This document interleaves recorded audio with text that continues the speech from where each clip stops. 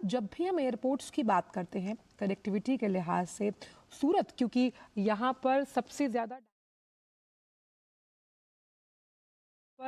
ज़्यादा diamond merchants की हम बात करें, बिजनेस क्लास बहुल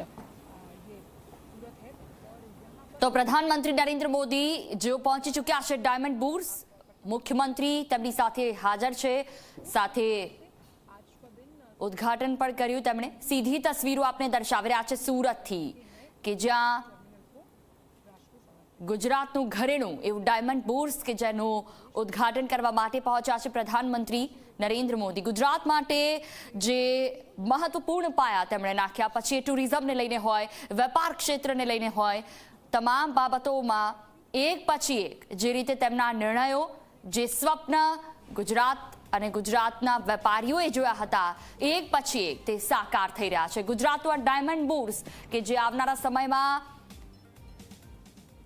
ન માત્ર ગુજરાતનું આખા ભારતનું ઘરેણું બનીને ઉભરી આવશે, તમામ પ્રકારની સુખ સુવિધાઓ સાથે, તમામ પ્રકારની વ્યવસ્થાઓ સાથે આ ડાયમંડ બુર્સ તૈયાર કરવામાં આવ્યું છે। 67,000થી વધુ કારીગરો અહીંયા કામ કરશે।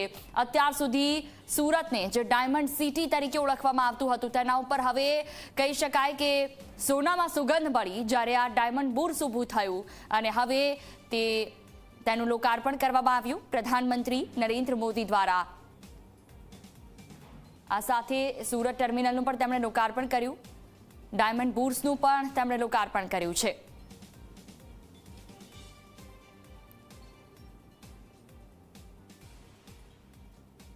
ભારતમાં હોય કે ગુજરાતમાં કોઈ પણ જગ્યાઓ પર વેપાર ક્ષેત્રથી લઈને રાજનીતિમાં જ્યાં પણ કોઈ બિલ્ડિંગ ઊભી કરવાની વાત હોય ત્યારે તેના કામ, તેનો વેપાર અને સાથે સાથે ભારતની સંસ્કૃતિ તેને પણ જાળવી રાખવામાં આવે છે। અહીંયા પણ એ જ કરવામાં આવ્યું છે।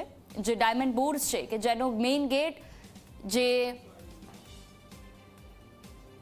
હીરા ઘસવાની જે કટોરી હોય છે તેના આકાર જેવો કરવામાં આવ્યો છે, જેમ સંસદ ભવન પર બનાવવામાં આવ્યું તો તેને શ્રીયંત્રનો આકાર આપવામાં આવ્યો, વારસો જાળવી રાખવામાં આવ્યો ને તેની સાથે વાસ્તુશાસ્ત્રને પણ જાળવી રાખવામાં આવ્યું। ડાયમંડ બુર્સમાં પણ એવું જ કંઈક છે। સુરતથી સંવાદદાતા ચેતન પટેલ અમારી સાથે જોડાયેલા છે, સીધા તેમની પાસે જઈશું। જે ચેતન, જે રીતે પ્રધાનમંત્રી નરેન્દ્ર મોદી કે જેમણે એરપોર્ટ પર ટર્મિનલનું ઉદ્ઘાટન કર્યું ને ત્યારબાદ તેઓ ડાયમંડ બુર્સ પહોંચી ચૂક્યા છે, શું અપડેટ અત્યાર સુધીની? સાથે આસપાસના લોકો જ્યારે તેમણે જોયા ત્યારે કેટલી ખુશી હતી, કેમ કે 2-2 કલાકથી લોકો ઊભા હતા?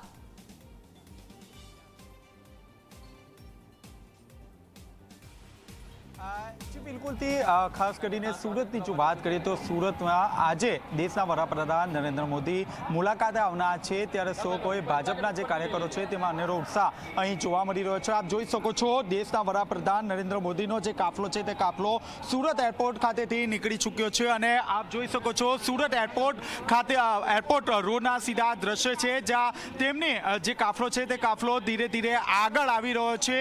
મહત્વની વાત છે કે સુરત એરપોર્ટ ટર્મિનલની જો વાત કરીએ તો 350 કરોડ રૂપિયાના ખર્ચે આ નવા ટર્મિનલ બિલ્ડિંગનું બનાવવામાં આવ્યું હતું અને આજે તેમના વરદ હસ્તે ઉદ્ઘાટન કરવામાં આવ્યું હતું। ક્યાંક ક્યાંક સુરત એરપોર્ટને ઇન્ટરનેશનલ એરપોર્ટનો દરજ્જો પણ આપવામાં આવ્યો છે। આપ જોઈ શકો છો દેશના વડાપ્રધાન નરેન્દ્ર મોદીનો જે કાફલો છે તે કાફલો ધીરે ધીરે આગળ વધી રહ્યો છે અને સૌ કોઈ ભાજપના જે કાર્યકરો છે તે તેમનું ભવ્ય સ્વાગત કરી રહ્યું છે। આપ જોઈ શકો છો દેશના વડાપ્રધાન નરેન્દ્ર મોદીનો કાફલો ધીરે ધીરે આગળ આવી રહ્યો છે। 6 જેટલા સ્વાગત પોઈન્ટ બનાવવામાં આવ્યા છે। આ 6 જેટલા સ્વાગત પોઈન્ટ પર વડાપ્રધાન નરેન્દ્ર મોદીનું ભવ્ય સ્વાગત કરવામાં આવશે। આપ જોઈ શકો છો હાલમાં દેશના વડાપ્રધાન નરેન્દ્ર મોદી સૌ કોઈનું જે સ્વાગત છે તે સ્વાગત ઝીલી રહ્યા છે।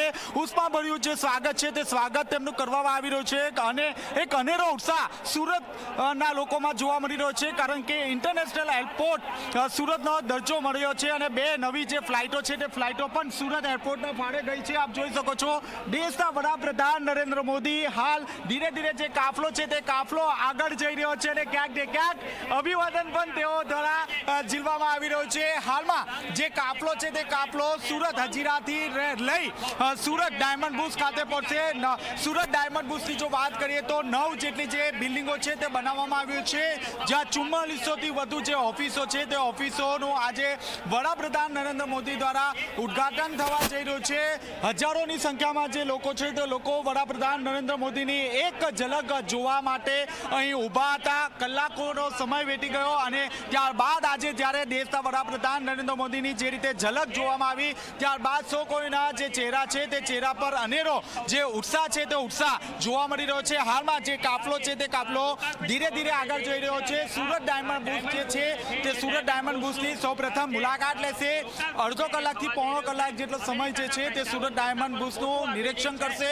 તમામ પ્રકારની જે માહિતી છે તે માહિતી દેશના વડાપ્રધાન લેશે અને ત્યારબાદ જે સભા સ્થળ છે તે સભા સ્થળ ખાતે દેશના વડાપ્રધાન નરેન્દ્ર મોદી પહોંચશે। જો કે તે પહેલા વડાપ્રધાન નરેન્દ્ર મોદી આ જાહેર સભા સ્થળ પતાવ્યા બાદ સુરત એરપોર્ટ ખાતે પહોંચશે ત્યારે પણ તેમનું ભવ્ય સ્વાગત કરશે। આ તમામે તમામ જે ભાજપના જે કાર્યકરો છે તેમના દ્વારા ભવ્ય સ્વાગત કરવામાં આવશે। જી।